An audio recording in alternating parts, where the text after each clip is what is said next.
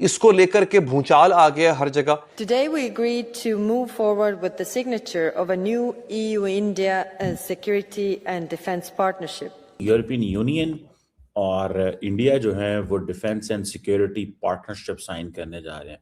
That's a very big development, very big development. यकीन माने जब से मैंने ये खबर पढ़ी है मेरी टांगे कांप रही। इस मुआहदे के बाद अब भारत की ताकत कई गुना बढ़ जाएगी। डोनाल्ड ट्रंप को क्या झटका लगा वो मैं आपको थोड़ा बता देता हूं। इट मींस कि इंडिया को वो देख रहे हैं अमेरिकन लेंस से। शहबाज शरीफ आईएमएफ से एक बार फिर भीख मांगेंगे अगले हफ्ते डावोस इकोनॉमिक गैदरिंग में।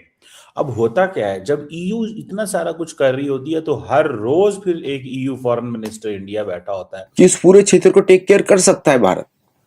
भारत हमेशा ही केंद्र बिंदु रहा है पूरे विश्व का, इकोनॉमी का, मिलिट्री का, तकनीक का। पाकिस्तान की इंडस्ट्रीज का दिवालिया निकल गया है, टेक्सटाइल तबाह हो गई है, रियल एस्टेट सेक्टर तबाह हो गया है, इंडस्ट्रियल आउटपुट आपकी बिल्कुल जद हो चुकी है। एक वक्त की रोटी के लिए तरस रहे हैं और दूसरी तरफ हमारे वजीर आजम साहब शहबाज शरीफ साहब। और मैंने यही कहा जब मैं आया हूं तो आप समझेंगे शायद ये मांगने आया है, मैं मांगने नहीं आया लेकिन मजबूरी है। High representative foreign affairs and security policy जो है काजा कैलास ने कंफर्म किया कि ये हमारा वो पार्टनर है जिसको हम बरतानिया और अमेरिका जैसे फ्रेमवर्क में देख सकते हैं। नमस्ते दोस्तों, जय हिंद। हिंदुस्तान स्पेशल में आपका स्वागत है। दोस्तों, भारत और यूरोपियन संघ अगले सप्ताह एक महत्वपूर्ण सुरक्षा और रक्षा साझेदारी करने जा रहे हैं।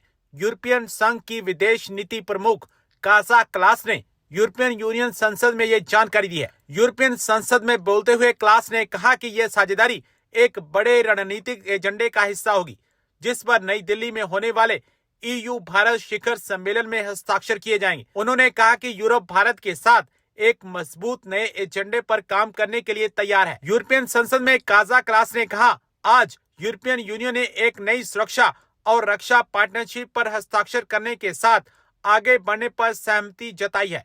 यह समुद्री सुरक्षा, आतंकवाद विरोधी और साइबर डिफेंस जैसे क्षेत्रों में हमारे सहयोग का विस्तार करेगा। हम अगले सप्ताह नई दिल्ली में यूरोपियन यूनियन और भारत शिखर सम्मेलन के दौरान इस पर हस्ताक्षर करने का इंतजार कर रहे हैं। अब पाकिस्तान में चर्चा कर रहा है कि देखो, भारत पूरे यूरोप के साथ रक्षा समझौता करने जा रहा है। यूरोपियन यूनियन और इंडिया जो है वो defence and security partnership sign करने जा रहे हैं। That's a very big development, very big development. इस हवाले से मैं लेट मी ट्राई के मैं आपको सुनवाऊं what EU high commissioner, EU high representative foreign affairs and security policy जो है काजा कैलास ने कंफर्म किया है। और इस चीज़ को वो देखते हैं कि जो this is going to be very significant. ठीक है, इसको सुने। This deal will open markets, remove barriers, and strengthen critical supply chains in clean technologies, pharmaceuticals, and semiconductors. Second, today we agreed to move forward with the signature of a new EU-India security and defense partnership in areas like maritime security, cybersecurity, and countering counterterrorism. We will also launch negotiations on a security of information agreement. In a more dangerous world, we will both gain from working closer together. We also intend to conclude a memorandum of understanding on comprehensive framework on cooperation on mobility. अच्छा, अब ये that is significant, बहुत significant है ये। देखिए, maritime security, cyber security and counter terrorism, ये तीन चीजें तो वो बात कर रही हैं कि इसके ऊपर तो हम काम करेंगे। इट मींस कि इंडिया को वो देख रहे हैं अमेरिकन लेंस से कि ये हमारा वो पार्टनर है जिसको हम बरतानिया और अमेरिका जैसे फ्रेमवर्क में देख सकते हैं। And it's a democracy, that's what the central theme जो है ना, सेंट्रल थीम तो यही है। अब होता क्या है, जब EU इतना सारा कुछ कर रही होती है तो हर रोज फिर एक EU फॉरेन मिनिस्टर इंडिया बैठा होता है परसों अगर पोलैंड था तो आज स्पेनिश फॉरेन मिनिस्टर बैठे हुए हैं, उससे पहले जर्मन आए हुए थे। तो ये जो ईयू लेवल पे जो टॉक्स हो रही होती हैं, तो वो जारी बात है सारी यूरोपियन यूनियन उसके ऊपर काम कर रही है। तो असल चीज तो यही होती है ना कि भाई देखें हो क्या रहा है। अब now it gives a message that there is a clear commitment within the European Union that they want to strengthen the relationship between कि जी हम दो बड़ी मेजर डेमोक्रेसीज हैं और हमारे ग्लोबल चैलेंजेस एक जैसे हैं। दैट इज द सिग्निफिकेंट, यानी कि दो मेजर डेमोक्रेसीज हैं और हमारे जो चैलेंजेस हैं वो एक जैसे हैं कि इस पूरे क्षेत्र को टेक केयर कर सकता है भारत। भारत हमेशा ही केंद्र बिंदु रहा है पूरे विश्व का, इकोनॉमी का, मिलिट्री का, तकनीक का। आप लोगों को पता, अगर शायद पता ना हो, मेरी बुक आप देख सकते हैं दी इंटरस्टेलर वॉर, कि सारे वेपन्स जो थे भारत हर जगह से लेता था, महाभारत युद्ध के समय में भी, लेकिन वो सारे भारत में ही बनते थे। और कुछ दिव्य वेपन्स होते थे जो बाहर से लाए, देवताओं के द्वारा लाए जाते, वो द्वापर युग में संबंध में हो सकता है, आज के युग में नहीं हो सकता।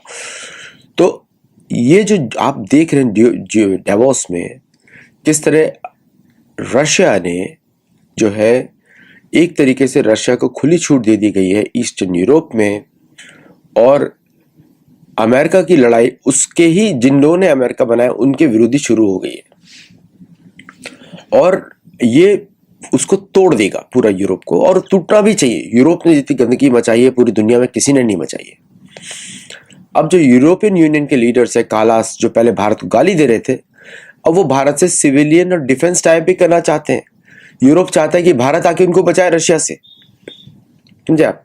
और रशिया का जो इमेजिनरी थ्रेट करते हैं वो इमेजिनरी नहीं है, क्योंकि जो रशियन ऑर्थोडॉक्सी चर्च है उसका ऑब्जेक्टिव है कि यूरोप कभी भी पनप ना पाए। तो 1945 में जो विक्ट्री रशिया ने ली थी, रशिया की वजह से जीते थे यूरोपियंस, अमेरिकन और ब्रिटेन, वो विक्ट्री अब रशिया को मिल रही है 2026 में। अब यूरोप उसके अंडर आएगा। जर्मनी पहले भी युद्ध जो उसने, आपने देखा यूरोपियन वॉर 2 में जो उसने युद्ध किया था against everybody else, was supported initially by the British. बाद में उनको लगा कि यार ये हमको ही आक्रमण कर लेगा, तो उन्होंने फिर बंद किया। अगेन कैथोलिसिज्म की लड़ाई थी टू कंट्रोल द ब्रिटिश। ये ओल्ड लड़ाई है जहाँ पे चर्च वेटिकन चाहता है कि ब्रिटेन में कोई भी चर्च ऑफ इंग्लैंड ना रहे, प्रोटेस्टेंट्स ना रहे, क्योंकि ट्रीटी ऑफ वेस्टफालिया में वेटिकन की हार हुई थी।